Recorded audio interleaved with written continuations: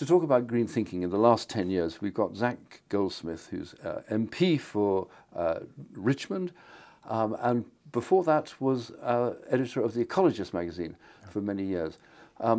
So Zac, take us back to the millennium, 2000. What were the issues in then? We just had we'd had the great Seattle World Trade Organization conference. What else was on the agenda? How was thinking going then? Well, I mean, I think first of all you saw an evolution around that time of green thinking to incorporate economics and trade, which is why you had the big anti-WTO protest and so on, where people were seeing that the global free trade agreements were almost making it illegal for countries to put up any kind of environmental protections, which are always interpreted as barriers. So that continued, and that continued right the way through. Throughout my time as the Ecologist editor, we were always coming back to this theme. But then you had pockets of issues which endured, and a really big one was GM food. And we saw an enormous consumer backlash, which tapped into popular culture. And so you saw the mass media. In fact, you saw an extraordinary coalition formed between the Mail Group and The Guardian, which were the two sort of leading newspapers. And The Ecologist was a kind of radical wing there, dealing with this issue on an almost monthly basis. And we saw an enormous a consumer movement which really heavily influenced the behavior of the supermarkets and effectively pushed GM off the menu for a long period of time. It's coming back now as it happens. So food was right on the agenda. Food was a really big issue, and it took up a lot of our time, taking on the big GM giants. We took on Monsanto, a very, very litigious company. We were threatened by them incessantly, and in fact we expected to go to court, so we were very, very careful with the report we put out, which is called the Monsanto Files. And instead of coming for us, they went for the printers, the distributors and so on, and it never got out. It was delayed by a month. Do you think the anti-GM movement won the battle, or was it just one battle in a great war? I think it won a lot of battles, but I think the war continues. And there's a very, very sort of wide variety of views on this from people who were involved at the time. I still think that the war continues. I think that GM was never about feeding the world or dealing with environmental problems. It was always about control of the food economy by a very small handful of very, very powerful corporations. And that hunger for control is always going to be there. That seems to be one of the great themes of the green movement over the last 20 years. It's about control. It's about who has the power to shift things. Was that a big shift in thinking from the 1980s and 1990s? I suppose if you go back far enough, environmentalism was quite sort of patrician. It was top down. It was very much about telling people what was best for them. And I think the change really came about with a recognition of the economic dynamic and the forces which are really propelling us in the wrong direction. A recognition that actually the future, the answer has to lie in reclaiming some of that power away from the giant corporations. And we're at a point where you've got individual companies vastly bigger than whole economies. And it's just not a healthy situation to be in. We, as consumers, as individuals, as voters, we lose all bargaining power. But so that was a big part of it. That was an international agenda, referred to in local terms, but it was basically international. Yeah, it was, and I think there were many different ways in which people took that on. You had a proliferation in the number of farmers markets, which people saw as a kind of almost a revolutionary movement. You had the box schemes, people signing up to have vegetables delivered. All that happened in the same, very, very quickly. You had small local distribution companies suddenly becoming quite big because people tapped into that. And it wasn't just about organic food. It was more about local food, about diversity, about shortening the links between producers and consumers, and that applied across the board, including with democracy. Recognition that localization of democracy is as much as a part of this as anything else, and that's where a lot of people's Euroscepticism came from. That's where my Euroscepticism comes from. How did this agenda fit in then with the agenda of climate change, which presumably also came up in the last 10 years? If you think, I mean, around the time of the millennium, climate change was becoming an issue, obviously. It was not, everyone knew about climate change, but it became mainstream during that decade. And you had a How come? What happened? Well, and I think a lot of different things happened. You had the emergence of a scientific consensus. Now, you get shot for saying that because you can never have a complete consensus in science. But as much as science allows a consensus, we had it on climate change. All the national science academies, all the major economies and so on. You had a awakening at the political level with political leaders, including our own in this country, really acknowledging the gravity of climate change. And then you had the Al Gore film, Inconvenient Truth, which, I mean, I saw the impact this film had on people, on sceptical people, and I saw the impact it had on people in schools and so on, and it really did open people's eyes. So you had this moment, really, when everyone seemed to accept that climate change was a problem and that we had to deal with it.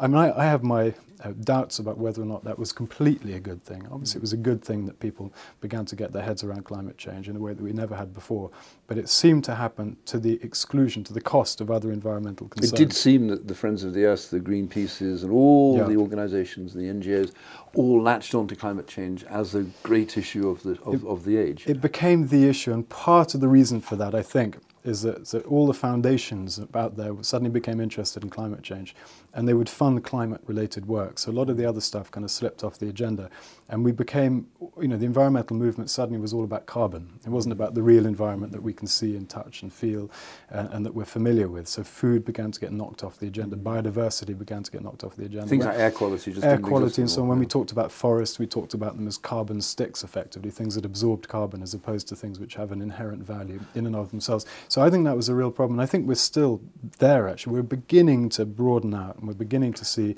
biodiversity becoming an issue again. So you're saying that, in a way, the Greens went, or the Green movement went too far in that one direction? I think they did go too far. And I think there's, I mean, the reality is that most of the things, if not all of the things that you need to do to deal with climate change are things that we have to do in any case. We need to reduce our dependence on fossil fuels for political reasons, economic reasons, social reasons.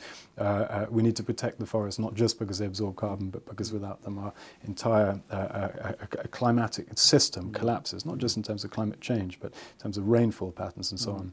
That biodiversity is important, that diversity generally is probably the best hedge we have against change. So there's that recognition, I think, is coming back now, and we're seeing much more emphasis on biodiversity. But there was a moment, I think, quite a long moment, where really it was all about carbon.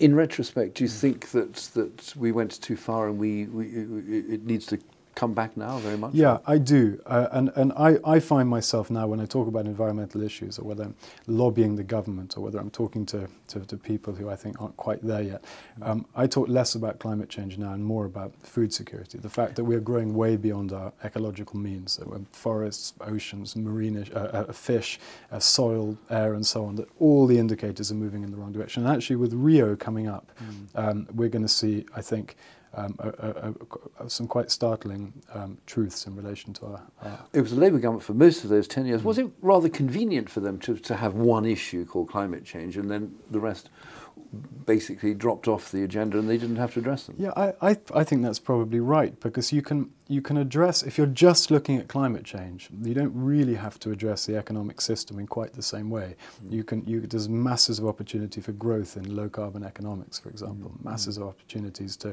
sort of tinker without really going to changing fundamentally our relationship with the natural world around us. You could solve climate change without addressing the fact that 4/5 of the world's great fisheries have either collapsed or they're on the brink of collapse. You could solve these issues without addressing really chronic water shortages affecting more than 100 countries. So I mean, they're all linked, these issues, obviously, but by focusing just on carbon, I think it did allow us to take our eye off the ball. Well, meanwhile, for the last 2.5 years, we've had a coalition government, which you've been part of, and it claims to be the greenest, ever. I mean, is that fair? Will history laugh at that, or will history actually sort of clap its hands? It's genuinely different. I mean, I've been very critical of the government on its green agenda, and I've written rude articles, including in your very brilliant newspaper, criticising the government for not doing enough. But if you look at what the government is doing and what it said it would do in opposition, I'm talking about the Conservative Party, we are delivering. I mean, it's not that we've abandoned green pledges, whether it's a renewable heat incentive or the Green Investment Bank or the Green Deal.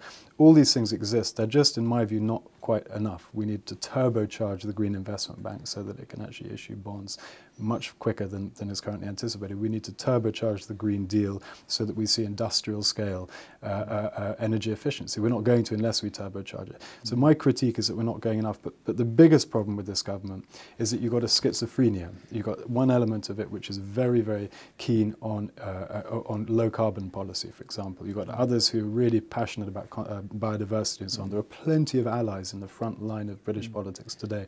The problem is the Treasury. It's always been the Treasury, and it remains a Treasury today, that there is an absolute failure to recognise the opportunities in this transition to a clean and green economy. And there are massive opportunities. I don't need to tell you, you've written about them enough, but they're there, and the Treasury is blind to them. And for as long as the Treasury, but to be fair, it's not just the Treasury. I mean, you know, the idea of selling off all the forests, the planning, whatever, has caused great furore. But those things didn't happen as a result of a general agreement within the government. Take planning. There was a major battle on that, major battle, and actually the Treasury was very much part of it. And you had the Department for Local Government, you had elements of DEFRA as well, campaigned very hard for a rewriting of the first draft of the planning document. I know because I was very much part of that campaign. I got 45 coalition MPs, almost all of them Tory, to write a very, very rough letter to the government saying, if you don't rewrite these plans, if you don't... But it was the instinct of the government to come up with a pile of absolute rubbish. But you're right, it was a pile of rubbish. But when you say the government, it's not a single entity. It's just, there are so many conflicting parts and so many different views, and the same applies across the board. If you talk to people in DEC or DEFRA or even the CLG about low carbon growth, for example, they get it, they understand it, just as on the whole they understood the importance of getting the planning stuff right. If you talk to the Treasury, they don't. They see environmentalism as a kind of cost, as a box that you do have to tick for political reasons, but you make the tick as small as possible, and then you move on and deal with the real stuff. There is a kind of schizophrenia there. It's a problem, I think. It's a schizophrenia deep in the Tory party as well. I mean, if you look at over 30, 40 years, for sure. I mean, how has the Tory brain evolved on the environment? With that, I mean, probably more so than the other parties. The Conservative Party is a mixed bag. I feel very much a Conservative, but there are people in the Conservative Party with whom I would disagree on every conceivable issue. We're both Conservative, and we both exist perfectly comfortably and happily up to a point. In 2 or 3 weeks' time, we've got the Rio Summit Mark II, and our own David Cameron's not going to go.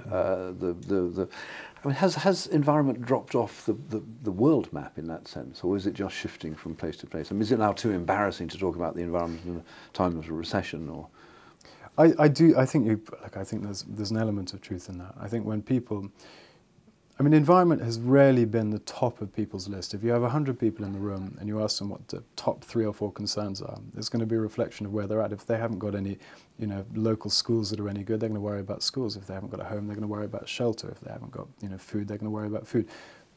And the environment that's kind of being pushed further and further down as these other problems are heaping, growing. It doesn't take away from the fact that the environment is the most important issue. I mean, it clearly is the most important issue. Without a viable environment, we have no economy. It's as simple as that. But has the environment movement failed then? I don't think it's failed. I think that it's perhaps the case that we haven't fully adjusted to the situation we're in at the moment, where there's a lot less money, where when we call for solutions, they've got to work with the grain. They've got to be solutions which have written into them a recognition of the fact that there's no money, that we're in a recession, that it's going to be some time before we recover. But I think we can do that, because I think if we're going to get through this economic mess that we're in at the moment, it'll be through a different type of growth, I hope. Not all growth is bad. I mean, there's plenty of things that I'd love to see grow much more rapidly and healthily than is the case at the moment. And I think green growth is, for me, it's a no-brainer. So if we can encourage that as not just as an alternative to what we have at the moment, actually as a solution to the economic mess we find ourselves in at the moment, I think we will hit a nerve in a positive sense. I hope so. You might also hit a nerve with Mr. Osborne, do you think? Well, that's very true. Yes, we do. George Osborne isn't. I wouldn't describe him as a green campaigner. But which part of the Tory green man does he come from? Is he the Burke end, or is he the... Talking about George Osborne? Yes. I just don't know is the answer. I really can't answer that. He doesn't seem to understand environment. But we are going to be having we're going to have a big debate in Parliament shortly on green growth, and it'll be very interesting to see. I think you'll find that it'll be very, very well represented by unusual Conservatives, people who aren't associated with these ideals, who will stand up and talk. A lot of you can divide environmentalism in 3 in the Conservative Party. You've got people who understand green growth because it's business, and they recognise that there are jobs to be created in moving in this transition. They recognise you can't get get from here to here without opening up all kinds of opportunities. You've got other people for whom climate isn't really the issue, but nature is, conservation, food security, bread baskets, water shortages, these sorts of issues. And then you've got other people, a sort of third and much smaller bag of people who kind of unite the two, and I would see myself as one of those people, someone who recognizes that the ecosystems themselves cannot be reinvented no matter how clever we are with technology, and once they're gone, we're in real trouble. But the recognition also that the economy, that can benefit by doing the right thing. I don't think it's a choice between the economy and the environment anymore, but we've just got to prove that. We've got to make that point as loud as we can. Zac Goldsmith, thank you very much indeed. Thank you very much.